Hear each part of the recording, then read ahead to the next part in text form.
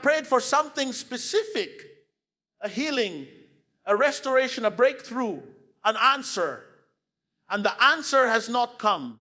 And somewhere in the silence, a quiet accusation has begun to grow inside you. Perhaps God does not hear you.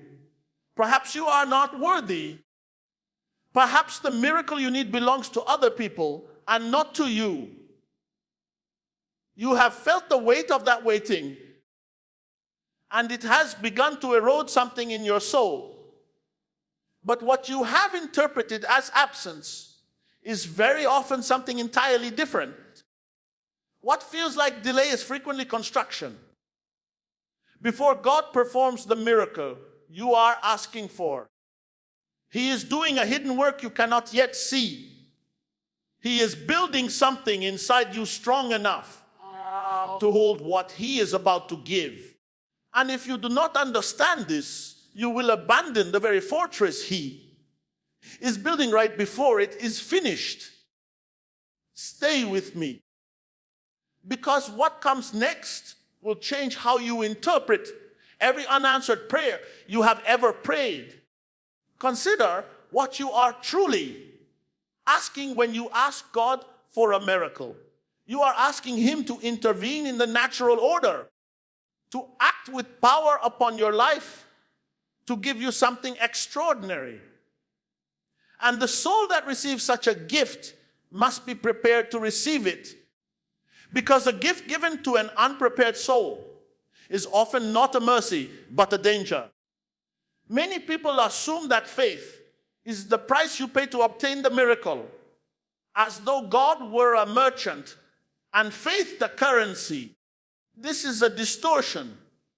Faith is not the payment. Faith is the container. And God, who is a wise Father and not a careless one, will not pour the water of His grace into a vessel that will shatter the moment it is filled. Here we arrive at the dominant reality I want you to hold before you throughout everything that follows. Your soul is a fortress. Grace has given you walls, but those walls are only as strong as the virtues that hold them together. And when you ask God for a miracle, you are asking Him to bring a great treasure inside those walls. A fortress with cracks cannot defend a treasure. So before the treasure arrives, the king sends workers to repair the walls. That repair work is what you are experiencing as delay. That reinforcement is what you have been misreading as silence. The waiting is not God ignoring your fortress. The waiting is God fortifying it. Let me define the issue precisely, because vague spiritual comfort helps no one, and this channel exists to give you clarity, not sentiment. The issue is this: most Catholics interpret unanswered prayer as either divine refusal or personal unworthiness. Both interpretations are usually wrong, and both are spiritually corrosive. When you believe God has refused you, you begin to distrust His goodness, and distrust is the doorway through which discouragement enters. When you believe you are simply unworthy, you collapse into a false humility that is actually a disguised pride, because it makes your worthiness the measure of God's action rather than His mercy. Neither response builds the fortress. Both weaken it. Now let me explain the cause, because the cause is almost never where people look for it. The cause of the delay is rarely a defect in God's willingness. Scripture tells us plainly that the Father knows how to give good gifts to His children. The cause is far more often a defect in our capacity to hold the gift without being harmed by it. Think of a man who prays for wealth while he still possesses the vice of greed. If God granted the miracle immediately, the wealth would not sanctify him. It would consume him. It would feed the very vice that is destroying his soul. And so God, in his mercy, delays the external gift until the internal disorder is healed. The delay is not punishment. The delay is protection. This is the spiritual mechanism you must understand. Grace does not operate the way we imagine it operates. We imagine grace as an event, a single moment of intervention. But grace is more often a process, a gradual strengthening of the soul's structure.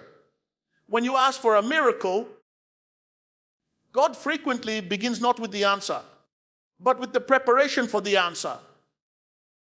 He begins to build your faith, and he builds it precisely through the waiting you resent. The trial itself is the instrument. The dryness in prayer, the confusion about your path, the loneliness in your suffering. These are not signs that God has withdrawn. They are the very tools he is using to reinforce the walls. Notice something here that most people miss entirely. The soul that receives a miracle too easily often loses it just as easily because it was never made strong enough to protect what it was given. This is why some people experience a dramatic conversion, a flood of consolation, an emotional breakthrough, and then within months they have fallen back into the old patterns. The miracle came, but the fortress was not ready. The treasure was placed inside walls that still had cracks, and the enemy simply came through those cracks and stole it. God, who sees the end from the beginning, will not do this to you if you let him work. He will build first. Consider Abraham, who was promised a son and then made to wait 25 years. 25 years between the promise and the fulfillment. Why? Was God incapable of giving Isaac sooner? Of course not. But in those 25 years, Abraham's faith was being built stone by stone, trial by trial, until it became the kind of faith that could later climb Mount Moriah and place that very son upon an altar in obedience. The delay did not weaken Abraham's faith. The delay created the strength that made him the father of all who believe. Had the miracle come immediately, we would have had a happy man with a child. Because the miracle was delayed, we have a patriarch whose faith still instructs the whole church thousands of years later. You may be in your own 25 years right now. You may be standing in the long silence between the promise and its fulfillment. And you have begun to wonder whether the promise was ever real. But I want you to see what is actually happening in that silence. The same God who is not answering your prayer in the way you demanded is answering a deeper prayer. You did not even know how to pray. The prayer for a soul capable of receiving what you asked. He is building your faith so that the miracle, when it comes, will not destroy you but sanctify you. Let me correct a misconception that has crippled many sincere Catholics. Many believe that strong faith means the absence of doubt, the absence of struggle, the constant sense of God's nearness. And so when they feel dryness, when they feel abandoned, when their prayers feel like they strike the ceiling and fall back down, they conclude that their faith has failed. This is precisely backward. The greatest saints experienced the most profound spiritual dryness. Saint Teresa of Calcutta lived for decades in what she called interior darkness, a darkness so complete she often could not sense the presence of God at all. And yet she served the poorest of the poor with heroic love the entire time. Was her faith weak? Her faith was so strong that it did not require consolation to keep functioning. That is the faith God is building in you. not a faith that feels good, a faith that holds. This is the difference between the faith of a beginner and the faith of a soldier.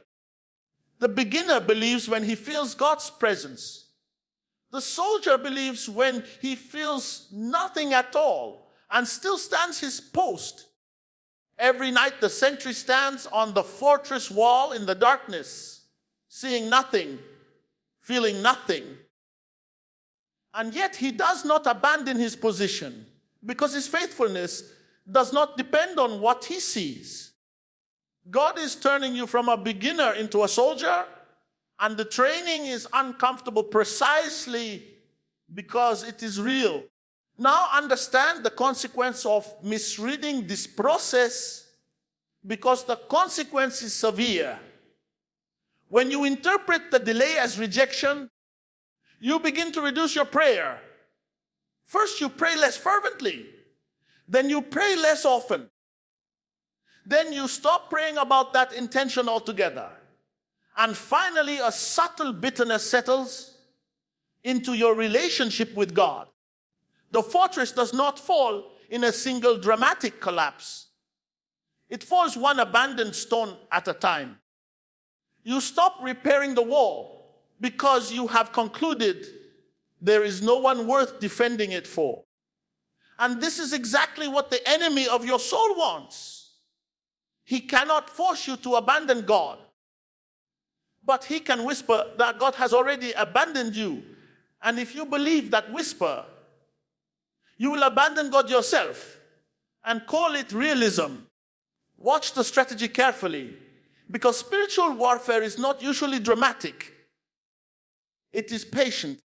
The demons rarely attack the fortress with a frontal assault, because a soul on guard can repel a frontal assault.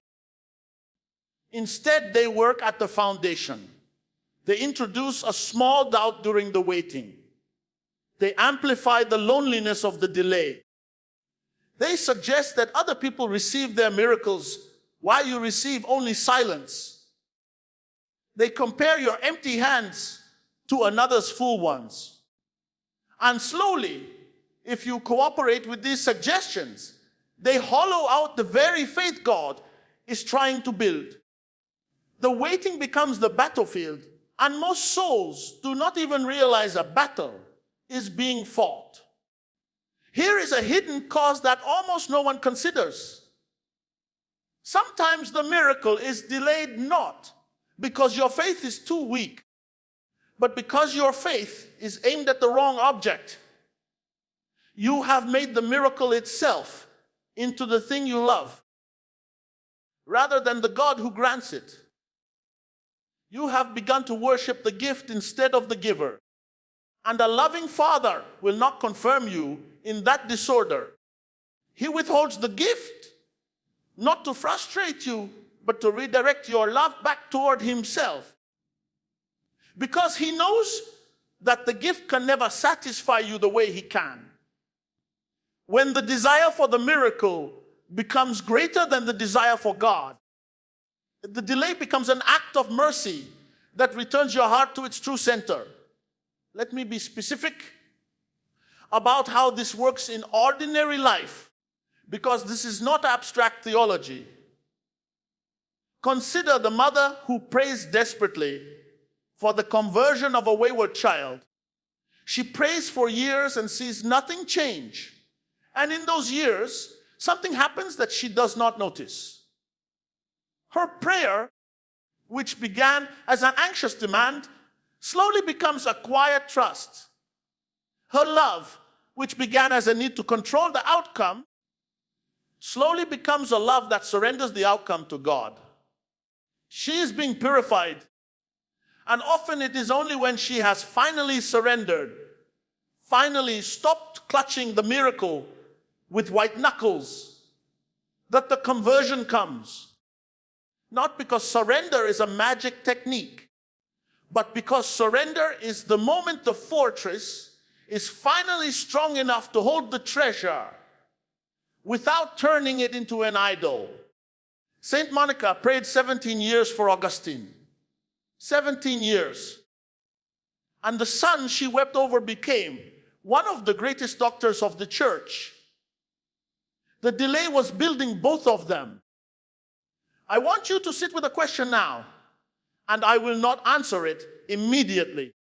What if the greatest gift God has been giving you all this time was not the miracle you asked for, but the person you were becoming while you waited for it? Hold that question. We will return to it because it contains something you need. Now let us descend into the deeper spiritual reality, because this is where the true understanding lies.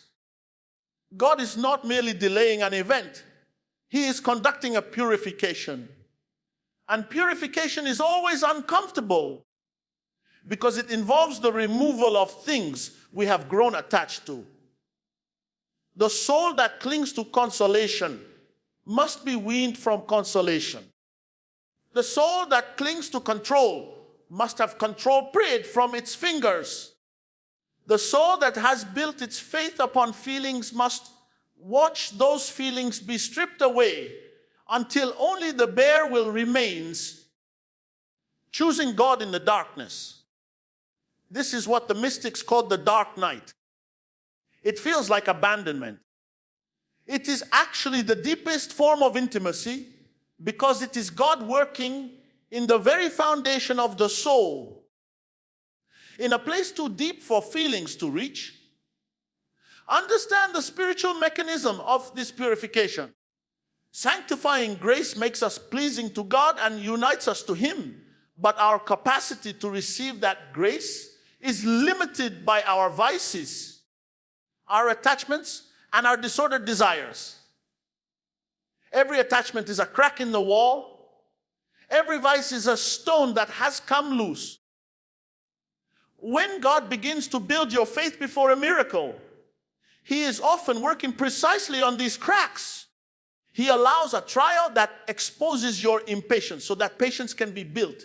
He allows silence that exposes your dependence on feelings so that pure faith can be built. He allows a loss that exposes your attachment so that detachment can be built. The miracle you are waiting for is being matched in the invisible order by a miracle He is performing inside your soul, the transformation of your very capacity to love and to trust.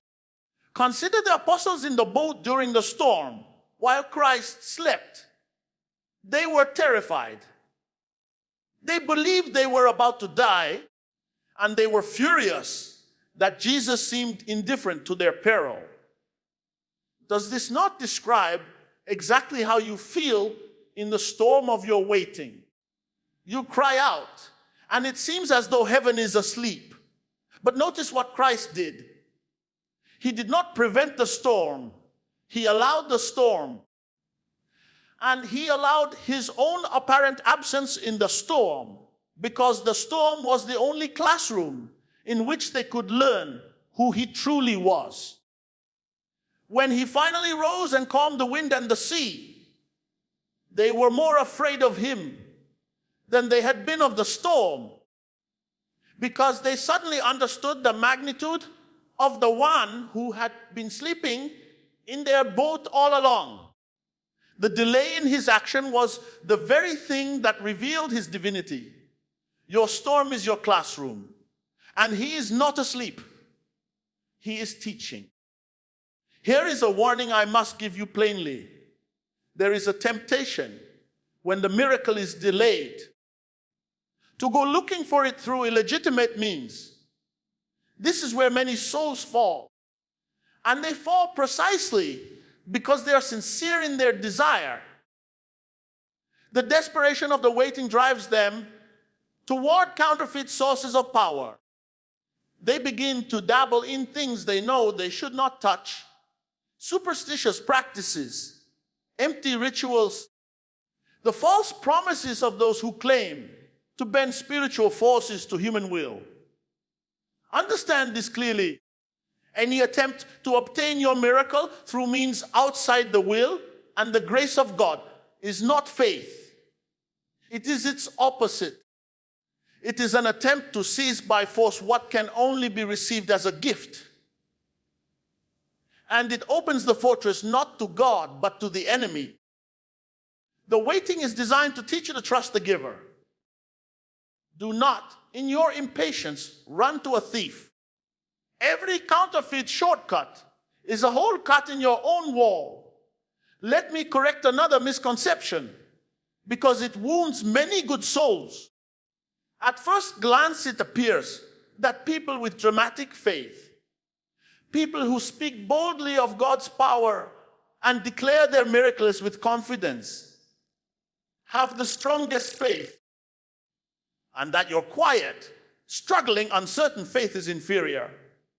However, the reality is often the reverse. Loud confidence is sometimes untested. The faith that has been forged in years of silence, that has continued to pray with no evidence of being heard, that has held on in the darkness without any consolation, that faith is not weaker. It is the faith of the veteran soldier who has stood through many battles. Do not measure your faith by its volume or its feeling. Measure it by its endurance. If you are still here, still turning toward God, still whispering his name in the darkness, even while you doubt, then your fortress is standing, and every day it stands, its walls grow thicker. Now I return to the question I left with you. What if the person you are becoming in the waiting is the true miracle? Consider that when God finally grants the external answer, that answer will one day pass away. The healing is temporary because every healed body eventually dies. The restoration is temporary because everything restored in this life will eventually be lost again in death.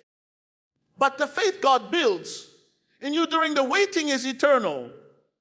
The virtue forged in the trial goes with you into eternity. The union with God deepened in the darkness lasts forever. So which is the greater gift? The miracle that fades, or the soul made capable of possessing God, which lasts without end? God, who loves you infinitely more than you love yourself, is always working toward the greater gift, even when you are begging for the lesser one. Now we come to the remedy, because a diagnosis without a remedy is merely despair with better vocabulary. The first movement of the remedy is a reinterpretation. You must stop reading the delay as rejection and begin reading it as construction. This is not positive thinking. It is theological truth. God has promised that he works all things for the good of those who love him. Therefore, whatever is happening in your waiting is being worked toward your good, whether you can perceive it or not. The very first stone you must lay back into your wall is the deliberate act of trust that says, I do not understand this delay, but I choose to believe that my Father is building something in it. This act of trust, made in darkness, is worth more than 1,000 acts of trust made in consolation, because it is faith in its purest and most muscular form. The second movement of the remedy is confession. And I say this deliberately because many delays are connected to unrepented sin that has weakened the fortress from within. I am not saying your suffering is punishment. That is a cruel and usually false conclusion.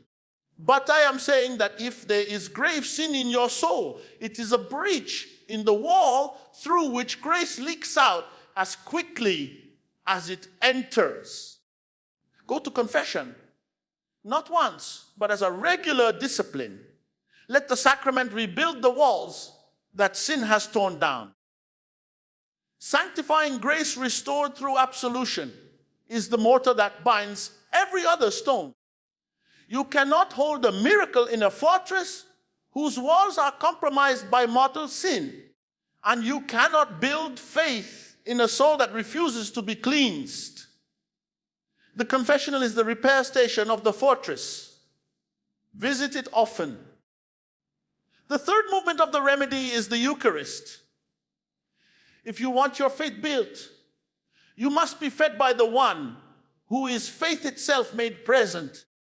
The real presence of Christ in the blessed sacrament is not a symbol of your hope.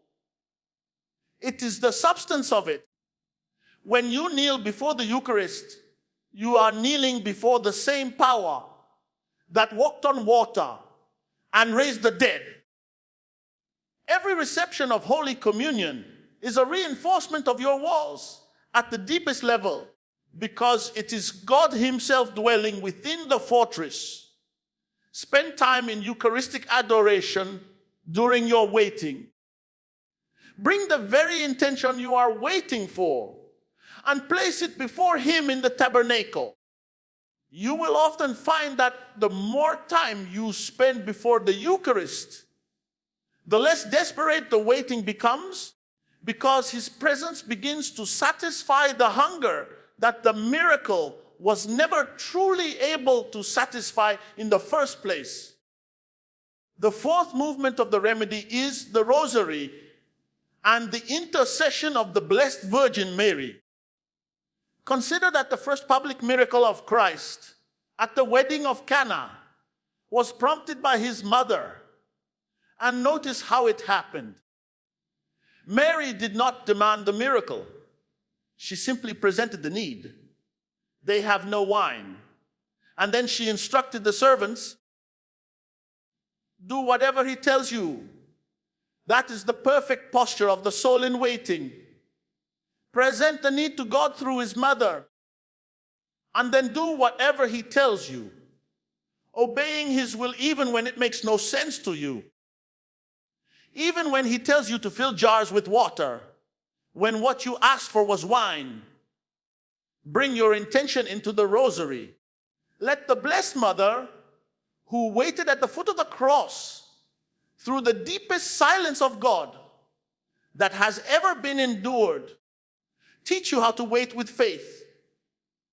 She stood beneath a dying son and believed in the resurrection before she saw it. There is no greater teacher of faithful waiting than she. The fifth movement of the remedy is the daily choice of fidelity in small things. Do not wait for the miracle to begin living your faith fully. Build the fortress now, stone by stone, in the ordinary duties of your day. Pray your morning prayers when you feel nothing.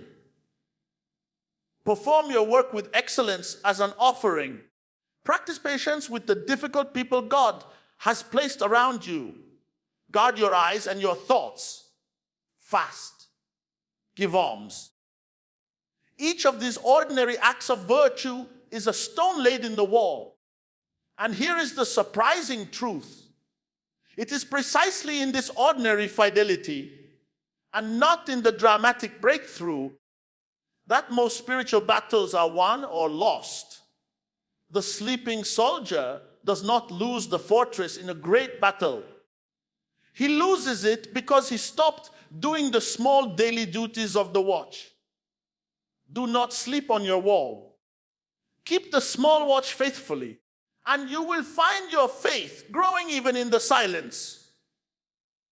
Let me speak now to the spiritual benefit, so that you understand what you are laboring toward. When your faith has been built through the waiting, several things become permanently true of you. First, you become unshakable.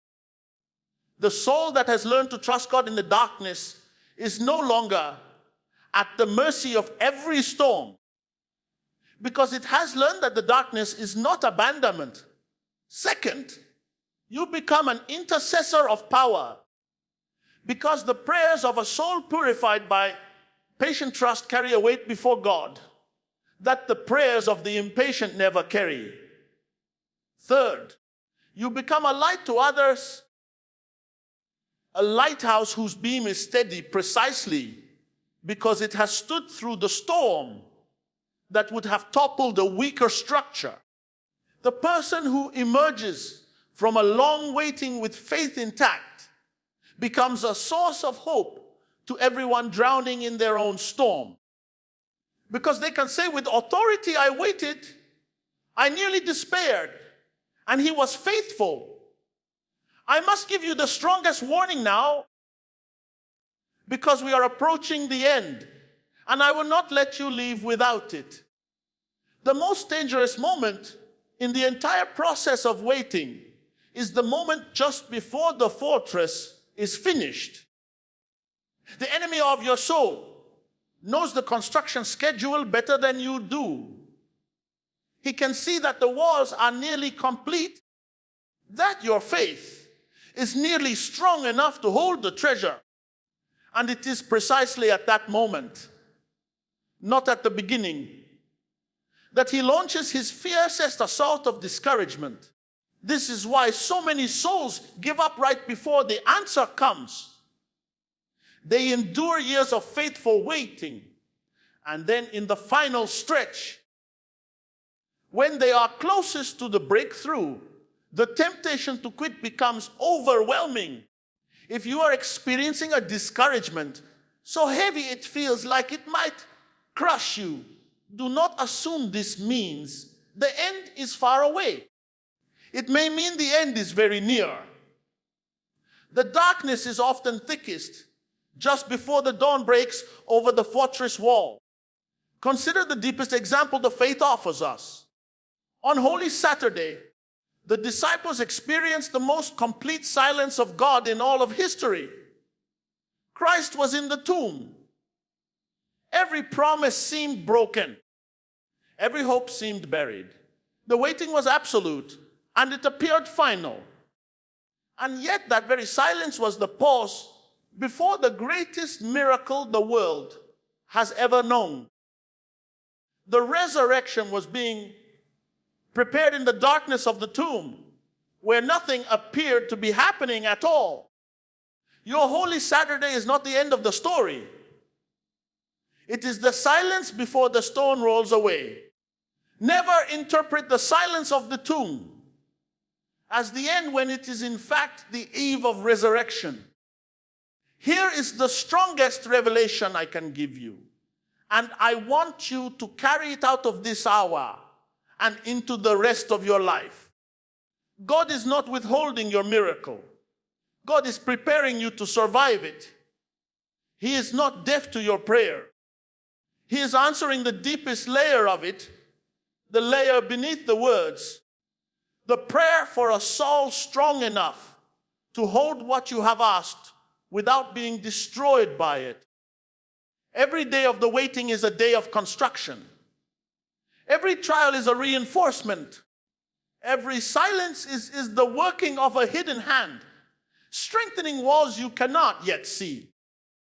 And when the fortress is finished, when your faith is strong enough, your love pure enough, your soul detached enough, the king will bring the treasure through the gates, and it will not destroy you.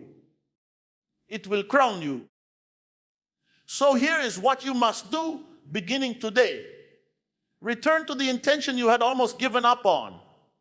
And instead of demanding the answer, place it before the tabernacle and surrender the timing to God. Go to confession this week and let the sacrament repair the breaches in your wall. Commit to a daily rosary for the intention, praying not for the miracle first, but for the faith to receive it well. Guard the small duties of each day as a soldier guards his watch, laying one stone at a time.